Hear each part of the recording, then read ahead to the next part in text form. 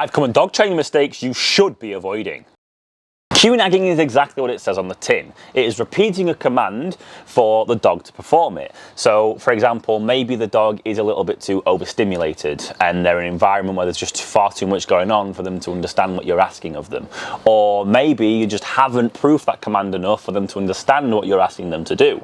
So this then comes to a point where we're then constantly repeating that command. Sit, sit, sit, sit, until the dog performs the command, which more than likely they're probably not going to do it. So, rather than doing this, just say it once. Say the command once. If the dog does then not perform the command, again, like previous, you either haven't taught that dog what the command actually means, or the environment around them is just far too overstimulating. What I'd opt for doing is adding in something to help them understand that command. So whether that be lead pressure, or if it's just a case of you haven't proofed that command enough, go back in your environments and work up into building till that command is foolproof.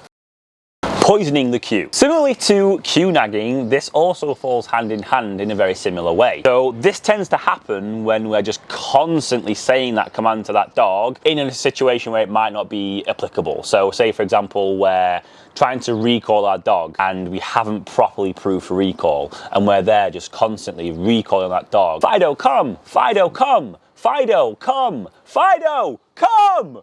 And they're just not listening. This is cue poisoning. This is where you're just allowing that dog to completely blow you off and they are not doing anything about it to prevent that from happening. I, in this situation, so take the recall for example, would have that dog on a long line. If I was then to say my recall command and the dog does not listen, I would then use adequate amount of lead pressure to get that dog to come back to me. I would then not reward that behavior and I would then continue into doing whatever drills I'm doing with that dog. So the way in which you can avoid this is making sure you are reinforcing your cues. The most likely reason as to why your cues have been poisoned is simply because you just haven't reinforced that command enough. You haven't proofed it in different environments. You haven't proofed it under different distractions. This is what I would do in order to help prevent this from happening.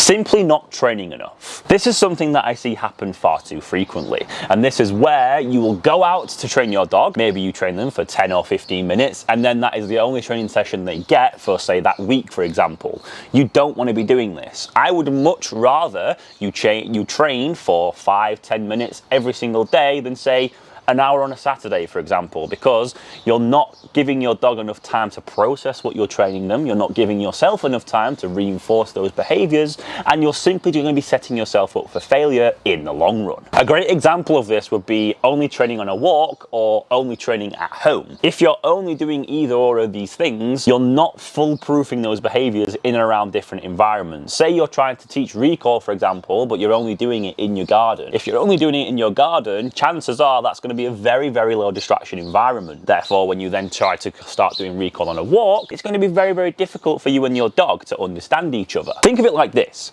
If you're not putting enough effort into your dog, don't expect them to give out as much effort. Therefore, if you're only putting in, say, 2 minutes or so every single day, that's going to be a much better outcome than, say, only doing 5 minutes once or twice a week. So keep it consistent, have consistent repetition, and have fun and enjoy your dog.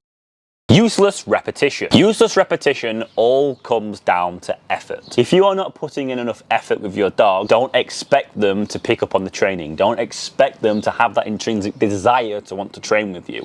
If you're there trying to do a tune-up drill, for example, and getting your dog to loosely walk at the side of you, if you're not putting in that enthusiasm, you're not putting in that drive, that effort, that reinforcement, that dog is going to absolutely have no desire to want to work with you because you're boring. You're not providing that level of stimulation for that dog. The implementation of enthusiasm is such an important training tool when it comes to dog training. So if you are able to switch off that enthusiasm but also switch it back on again in key moments with your dog, they're going to absolutely love you for it, allowing them to control that outcome of understanding that when they perform a behavior and it leads to them much more of a likelihood of enthusiasm, they're going to be so much more intrinsically desired to want to perform that behavior.